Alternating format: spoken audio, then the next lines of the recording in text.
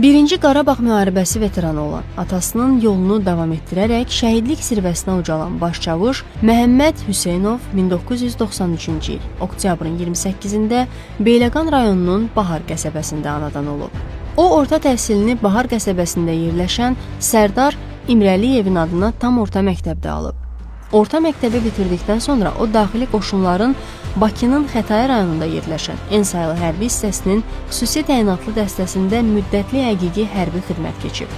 O, hərbi xidməti başa vurduqdan sonra Biləcəri qəsəbəsindəki En sayılı hərbi hissənin Şahin Şərti adını daşıyan xüsusi təyinatlı dəstəsində müddətdən artıq həqiqi hərbi xidmətə keçirilib.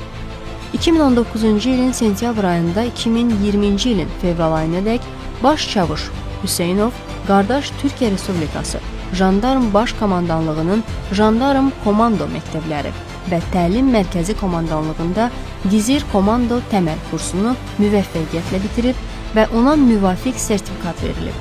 Bundan əlavə Məhəmməd əsl xüsusi təyinatlıya xas qətiyyəti və əzmkarlığı ilə qazandığı zoğalı bereti də böyük qürur hissi ilə daşıyır. İkinci Qarabağ müharibəsi zamanı baş çavuş Məhəmməd Hüseynov Kəlbəcər və Cəbrayıl rayonlarının azad edilməsi uğrunda gedən döyüşlərdə qəhrəmancasına döyüşür.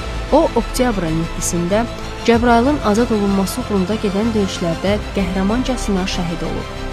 Baş çavuş Məhəmməd Hüseynov 2020-ci il oktyabrın 20-sində Beyləqan rayonunun Bahar qəsəbə qəbristanlığında dəfn olunub. Azərbaycan Respublikası Prezidentinin sərəncamları ilə baş çavuş Hüseynov Məhəmməd Alikoğlu ölümündən sonra vətən uğrunda Cəbrayılın Kəlbəcərin azad olunmasına görə medalları ilə təltif edilir.